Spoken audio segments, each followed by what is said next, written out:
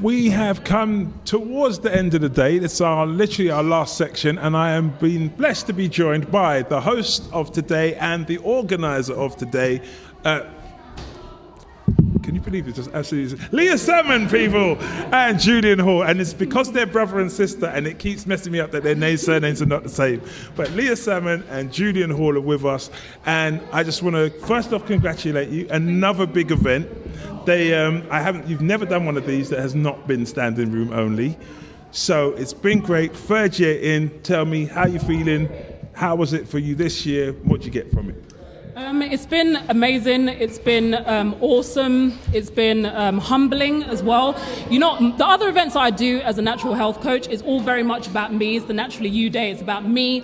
This event, I feel like I'm literally just a servant. I'm just here to put the event on, and it's for the benefit of the community. Like, I don't even need to be here. I just need to facilitate the event, make sure the doors get open, make sure the stalls are up, make sure the mic is on, because this event is just gonna explode. It's just gonna move in the natural direction that we as Black people are moving in, which is towards progression and self-empowerment and self-motivation. And yeah, I just feel honored to be one of the people that initiated the progress in the first place. But it's amazing, and I can't help but just every time this happens, it just gets rid of all those naysayers in your head that say Black people don't get together, Black people aren't interested in ourselves, that we can't do it. Because every time I come to this event, the Teaching Our Own, the Naturally You Day, Black History Studies, Ultra Kids, an NOI event, it just proves again and again and again that there's an agenda that's out there that wants us to decimate, that wants us to be ununified, that wants us to go back to where we came from.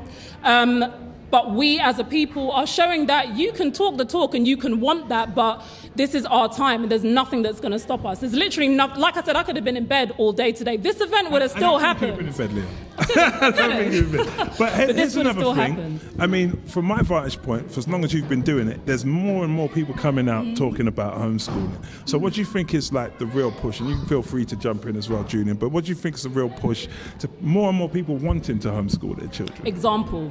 That's the only thing. Do you know what it is?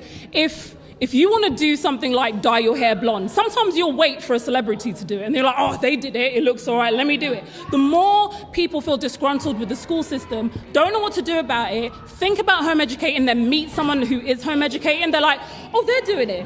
They're not crazy. They're not pulling their hair out. Their children are reasonably well kept. I can do this. And the more people that come to this event and they meet other people who are doing it and they hear about my story, your story, they're seeing it's possible. Human beings, we're beings of example. Once we see something working and we see it working en masse, that's all we need. We only need the emphasis. That's what I'm saying. We just need to open these doors. The same way with UltraEducation. When people are talking about children don't know about business, they're not good with finance, how can they become entrepreneurs? When my brothers showed countless times, like, UltraEducation has opened, 120 children businesses, which now is changing the mindset in our people that our children don't need to wait to start a business when they're older. They can do it now because we've seen it working. All we need to do is see it working, and we've seen it working. And that is the only encouragement that we need. That's why this is only going to grow, because people have told me because they knew about the event, they started home educating. Much less the people that are here, and people that come here, they go and tell their friends, wow, I went to this event, home education, blah, blah, blah. They're like, that exists, it's legal. Yes. All they want to know is it legal? Can I afford it? What am I going to teach them? We still get that question almost How am I every going to day. socialize? Are you allowed? Once you answer those questions, there's no stopping people who are disgruntled in the school system. And the school system is failing the people that it was set up for, much less us. Let me hold you there. Julian, you're just quiet and serene over here. UltraEducation, the work you're doing with the young people. I know it's sort of like a supplementary thing, but it's also something that people who are homeschooling can use. So explain to us something about UltraEducation and the work that you're doing. Sure. So UltraEducation, company which teaches kids entrepreneurship from 7 to 18-year-olds. And we've worked with lots of homeschooling groups because they see the value of empowering young people and using entrepreneurship as a vehicle to reinforce core academics, to build numeracy, literacy, understanding of the world, understanding of themselves, financial literacy, and ultimately confidence as well. That if you ask any of our parents what's the number one thing they get from it, it's confidence. And I think being able to provide through events like this a kind of an awareness of the importance of contextual and cultural education, again, provides that confidence, so that they understand, where they're coming from, their history, what's important about it, because it's not, we only have an edited version in schools, right? So, for myself, whenever I go and do talks, and I always talk about, okay, well, I'm an entrepreneur, so who was the greatest entrepreneur in history? I've got a brilliant reference point of Mansa Musa, right? And, it's not... They said it was like the richest man who ever lived, even by today's standards. Even by today's standards, right? So again, it's in, it's on the internet, it's on Wikipedia, it's their reference. I'm pulling their reference, but using it to empower. I mean, it's hugely empowering for me, but it's also empowering for lots of children. And also, I think, for children who aren't just black, it provides a benchmark. It actually educates other people as well about, what's actually part of history in general, So it's not black history, it's history. And we're shining a light on the bits that are relevant and empowering to us. Our contribution to that. Our contribution to it, which is hugely important. Okay, you said 120 businesses, young people. Go through some of that for us. Yeah, so I always say that entrepreneurship is a practical sport, meaning you can only learn to be an entrepreneur if you set up a business, right? So for us, our programs are about, and we define an entrepreneur to a 7 or 10-year-old as somebody who does what they love and they make some money from it. So we ask kids, what makes you smile? What are you passionate about? What do you love doing? And the great thing about business now is that you can probably make money doing anything, right? So we just shortcut, we provide them with the roadmap between the thing that they love and they're passionate about and the things that make them smile into how they can develop a business model and a revenue model around it. And we try and shortcut that as quickly as possible. So if they want to set up a t-shirt business, it's not about, I need an expensive website. Go to Instagram. I want to write a book. I've got to publish 10,000 books. No, you don't. Go to Kindle. I want to start a media business. Boom, there's YouTube, etc., etc. And now the beautiful thing is that we've got other kids who have become authors, set up YouTube channels, set up fashion businesses, set up tech-related businesses. So we don't need to use adults as examples. We can use other kids as examples. So you're like, what's happening with these young people then? You're giving them the roadmap to show them how easy it is to actually get them to do that. And once you break that, then they take that and they run with it. And the reason for that, the specific reason for that is because when I was 17 or 18 years old, I started my first business in a one-bedroom flat in Stonebridge with a bunch of friends of mine. We had an idea, to make some clothing. We sold it. And the minute I connected my ability to come up with an idea and make some money from it, that was life-changing for me. The minute that switch went off in my head, that said, I don't have to go out and get a job. I don't have to go out and follow the norm. I can just come up with an idea and make some money. I mean, that's, there's a lot in that, right?